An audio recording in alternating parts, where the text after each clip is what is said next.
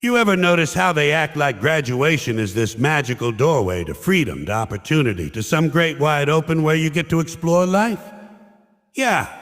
Well, that doorway's locked and the key costs another 40 grand. The diploma, that piece of paper they hand you, what is it really? They frame it up nice. Put a ribbon on it, call your name, and everybody claps like you just discovered penicillin. But when you strip away the cap, the gown, the pomp, the bagpipes, what you really got is a receipt. That's it, a receipt. It doesn't say you're smart. It doesn't say you're ready. It doesn't say you can do anything except sit in a chair for 4 years while strangers talked at you and the bursar's office sent you invoices. Think about it. When you buy something at the store, they give you a receipt. A toaster, a pair of pants, a frozen pizza. It doesn't matter. That slip of paper doesn't tell you how good the toaster is, how well the pants fit, or how tasty the pizza will be. It just proves you gave them money. That's your diploma. Proof of payment. The world's most expensive piece of paper, usually wrapped up in some fake leather folder like it's hiding state secrets. You could wallpaper your apartment with the thing, and it wouldn't make rent any cheaper. And you don't just pay once. Oh no, you pay every damn step of the way. You pay to apply. You pay to be accepted. You pay for orientation, where they tell you what you're going to be paying for. You pay to park on the campus where you're paying to be. And you even pay for the little piece of cloth they drape over you at graduation, so you don't look like a waiter in a Harry Potter convention. It's a scam wrapped in a costume party. And the funniest part, half the time the diploma isn't even in that folder they hand you on stage. It's a blank sheet, just a ceremonial decoy. They mail the real one weeks later if you don't still owe the school library $75 for a book you lost freshman year. That's right, you can spend $80,000, but if you lost biology, $101. The Amoeba Chronicles, they hold the diploma hostage like it's a ransom note. No, pay us back or you don't graduate. Imagine Ford doing that. Well, thanks for buying the car, but until you pay for that missing floor mat, we're not handing over the keys. Now people love to say, no, but it's not just about the diploma. It's about the experience. Yeah, the experience of ramen noodles, roommates who smell like gym socks, and professors who read slides out loud for 90 minutes like you couldn't do that at home. They tell you the experience builds character. You know what else builds character? Prison? At least there you don't pay tuition. And the diploma doesn't guarantee a damn thing. They'll tell you it opens doors, but half the time it opens doors to unpaid internships. Well, congratulations on graduating. Now come work 40 hours a week for us for free, because experience is the real reward. Oh, thank you. I'll just live on experience. I'll pay my rent in experience, eat a nice hot bowl of experience soup, maybe sprinkle some experience seasoning on top. Meanwhile, the company gets free labor and you get an empty stomach. You know what that diploma really guarantees? It guarantees you're a customer. You're a customer of the education business, and buddy, it is a business. Universities aren't temples of knowledge anymore. They're shopping malls with lecture halls. They sell you the dream of success like it's a subscription service. And once you've signed the dotted line, you're locked in. You don't just graduate, you auto-renew every month with interest. And parents buy into it too, because they've been sold the same dream. They think sending their kid to college is like buying a ticket to the middle class. If my kid has a degree, they'll have a future. You know what else has a degree? A thermometer. Doesn't mean it can get a job. And these schools, they love the ceremony of it. They love to act like they're sending out the next generation of leaders, thinkers, innovators. Look around at graduation. Do you really think half these kids are about to change the world? Some of them can't even change a tire. But they've got a diploma now, which means society will pretend they're qualified until the job interview comes and the employer says, "So, tell me, what can you actually do?" And the graduate says, "Well, I took a class on the Renaissance, so if you need me to paint the Sistine Chapel again, I'm your guy." And the irony is, the smarter the kid actually is, the less that paper matters. Some of the most brilliant people you'll meet couldn't stand college. They dropped out, tuned out, or never bothered to sign up in the first place. Meanwhile, the guy who spent 4 years majoring in underwater basket weaving is walking around with a degree and telling people he's educated. Educated in what? Nuts. You think the world really cares about your GPA? Outside of grad school, nobody gives a damn. Nobody at the bank is saying, oh, your loan interest rate will be lower because you got an A- in Philosophy 201. Nobody at the grocery store gives you a discount because you had perfect attendance. The only people impressed by your diploma are the ones selling you the frame to hang it in. And it doesn't even matter where it's from most of the time. You could have gone to Harvard, Yale, or Bob's Discount College and Tire Center, and you're still sending out resumes to jobs that want 5 years of experience for an entry-level position. Must be proficient in 12 software programs, speak 3 languages, and be willing to work weekends for $12 an hour. But hey, you've got the diploma. Congratulations. And here's the kicker. They call it a commencement. Commencement, like you're starting something. The only thing you're starting is a lifelong relationship with the debt collector. The tassel goes from right to left, and so does the money, from your bank account to theirs. You're not free, you're drafted. Welcome to the army of the indebted. March in step, pay your bills, salute the interest rate, and don't you dare fall behind or they'll eat you alive. So the diploma isn't a key to freedom, it's a bill of sale. It's proof you've been processed, packaged, and certified by the education machine. They don't care if you learned a thing, they just care that the check cleared. And the only real lesson you walk away with is the same one they've been teaching you since kindergarten. Sit down, shut up, and pay attention, especially the pay part. Because in the end, that shiny little piece of paper doesn't mean you've arrived. It means you've been billed. They tell you when you graduate that you're free now. You've earned your education. You've got the world ahead of you. Spread your wings and fly. What they don't mention is that you're flying with a chain tied to your ankle, and on the other end of that chain is a stack of student loan papers thicker than your diploma. Freedom? You're not free. You're leased. You don't graduate into independence. You graduate into servitude. And it's the good kind of servitude, too. The legal kind, the kind where you smile and call it an opportunity. They even tell you it's patriotic, like owing 30 grand to a bank is somehow your contribution to the nation. Student loans are like those bad magic tricks. The schools and banks get together, wave their little wand, pull a rabbit out of a hat, and poof. You're in debt until you're 40.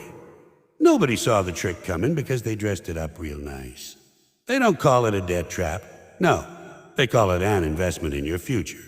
Doesn't that sound noble? An investment, something grown up, something wise, sounds way better than what it actually is. A deal with the devil where the devil charges interest and doesn't accept returns. And you know who really loves this setup? The government. They back the loans, they guarantee them. Which is just a polite way of saying no matter what happens, they're getting their money. You can't escape it. You can go broke, lose your job, lose your house, even move into a cardboard box under a bridge. Guess what? You still owe.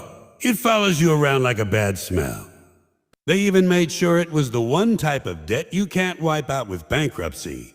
You could declare bankruptcy and erase your credit card debt, your mortgage, your car loan, maybe even that money you owe your bookie. But student loans, no. That's sacred money. That money is untouchable. It's like the holy grail of debt. You can die with that debt and they'll just keep billing your ghost. And the people who sell it to you, they always wrap it in a bow.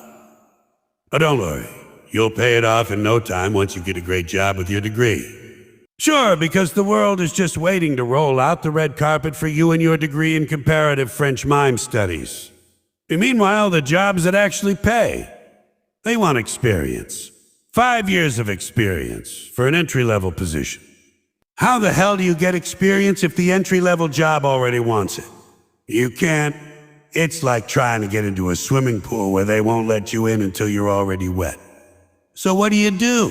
You take the job that doesn't need the degree, the one you could have gotten at 16, and you work there while paying off the loans for the degree you didn't need to get the job you have. That's not an investment in your future. That's a protection racket. That's a protection racket. Congratulations on your degree. You'll now be working at Starbucks for $12 an hour, and 40% of that will go straight to the bank. Don't worry, the benefits are great. We let you keep the apron. And people defend this insanity. They say, well, Education costs money, you know. Knowledge isn't free. The knowledge isn't free? Really? Ever been to a library? Knowledge is free, and they'll even let you eat lunch there quietly if you're polite. You know what isn't free? The business of education. The buildings, the football stadiums, the shiny new student centers with smoothie bars and massage chairs. Oh, the university spends millions making itself look like a resort, then hands you the bill. You thought you were buying knowledge. Turns out you were buying an all-inclusive vacation package you can't afford and didn't enjoy. And those loan officers, the ones who sign you up, they don't explain any of it. They make it sound easy. Don't worry. You won't even notice the payments. It's like the price of a cup of coffee a day. Yeah, if your coffee costs $30 and never stops brewing. They never say, oh, by the way, with interest you'll be paying twice what you borrowed. They skip that part. They also skip the part about how the interest doesn't take weekends off, doesn't go on vacation, doesn't care if you got laid off, doesn't care if your dog got sick, doesn't care about anything. It just grows, quietly, relentlessly, like mold in a basement. And the schools? They've got no skin in the game. They already got paid. Whether you succeed, fail, drop out, go on to cure cancer, or just sit in your mom's basement playing Pac-Man reruns, they don't care. They got their money. You're just a number on their alumni mailing list. They'll still send you letters begging for donations, as if you're supposed to give them more money after they sold you into financial slavery. That's some nerve. Oh, congratulations on your debt, by the way. Can we have a little more for the new library? How about you build the library out of the tears of your students? They've got enough of those stored up. And parents buy into it too because they were brainwashed in their time. They tell their kids it's just what you do. You take out loans, you go to college, you pay it back. But their loans were a couple $1,000 in the 70s. You could work a summer job, flip some burgers, and pay off tuition for the year. Now you could work 3 jobs year-round and barely cover the cost of textbooks. And by the way, those textbooks, they change the edition every year. The same damn book, but they shuffle the chapters around, add one new paragraph, and suddenly your book is worthless. That's not education. That's a racket with a hardcover. And you can't help but laugh at the way they talk about it. This is an investment in yourself. It's your responsibility.